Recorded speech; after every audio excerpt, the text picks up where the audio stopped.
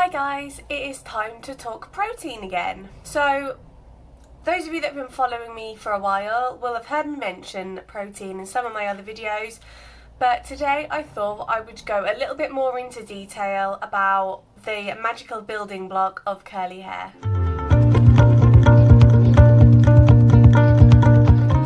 So back to basics, what is protein?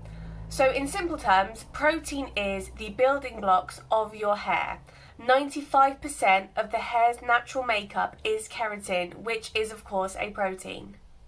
Using heat such as straighteners and curling tongs and chemicals such as bleach and permanent hair dye breaks down those building blocks in your hair and can lead to damage. So using products with protein in can help fill in those gaps.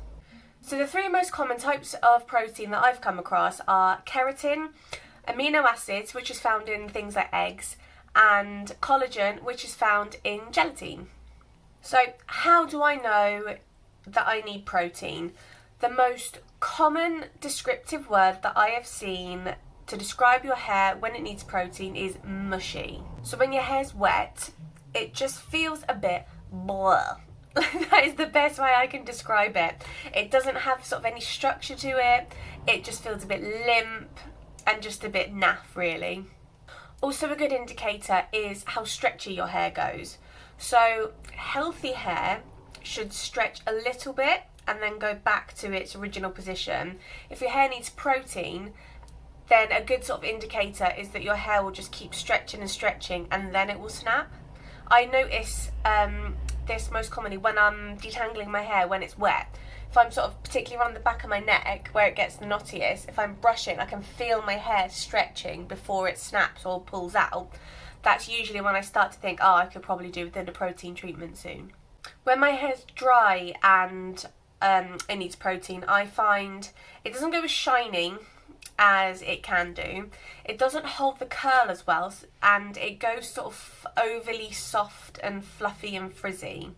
So I'll put a picture here of what my hair looks like when it needs protein, just as an indicator. So you can see it's not holding the curl, there's not really any definition, and it's just looking a bit lackluster.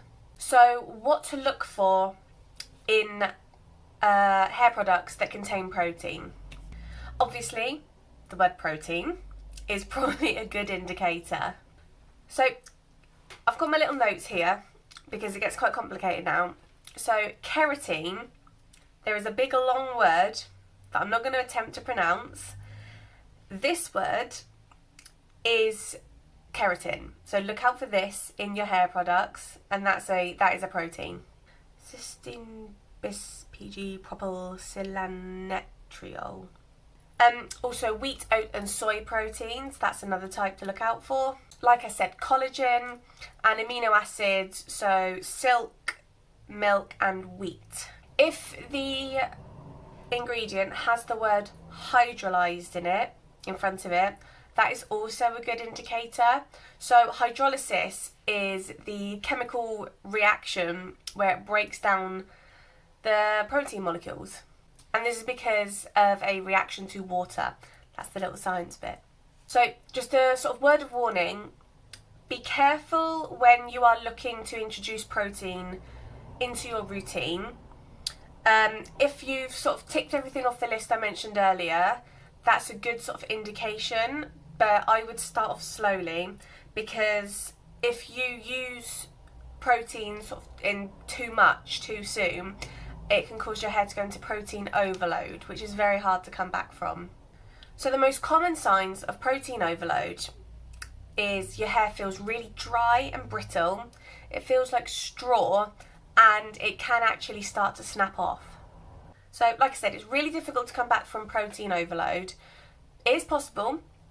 So obviously stop using products with protein if your hair's matted, dry, brittle, not feeling very happy.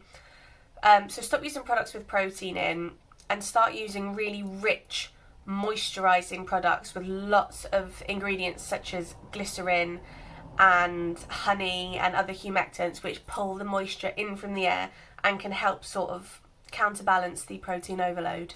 So some of the products, budget products that contain protein Off the top of my head, I know that the Child's Farm conditioner contains protein. That is one of my favourite conditioners.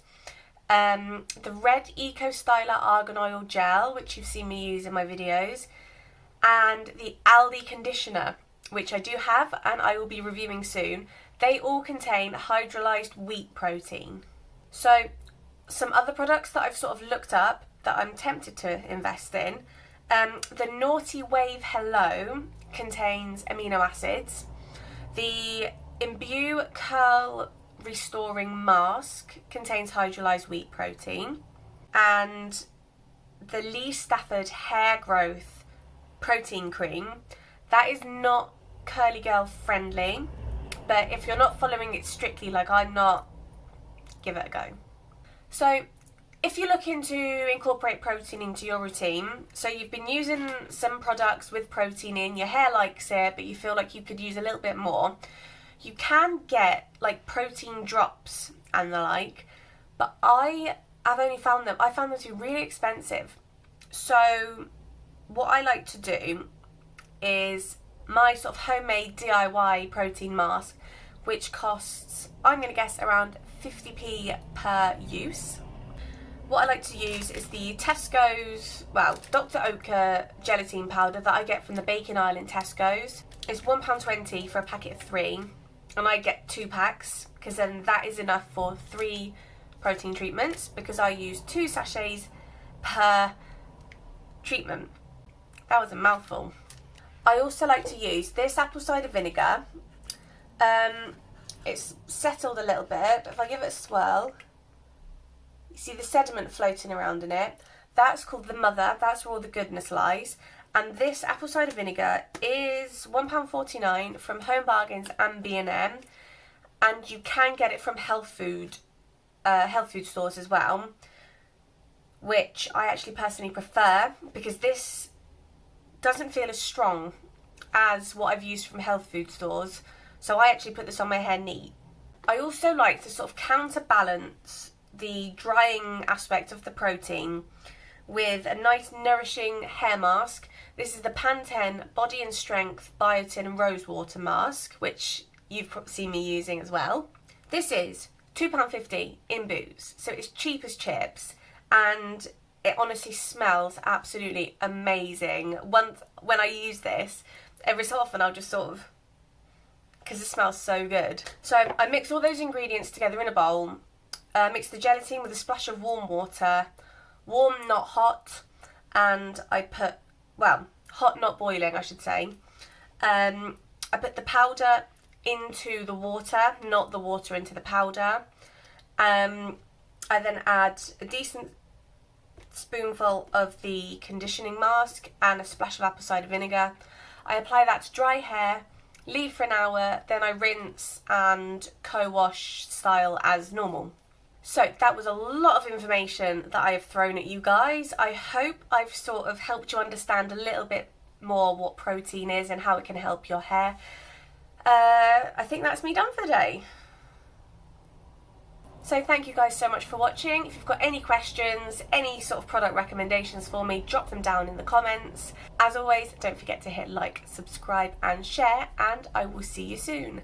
Bye bye!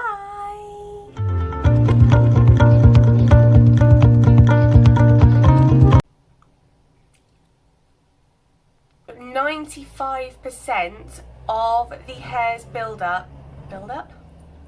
I'm just going to start this bit again because I've repeated myself loads.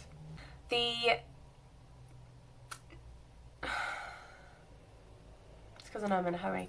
And chemicals such as bleach and amino acids is found in stuff.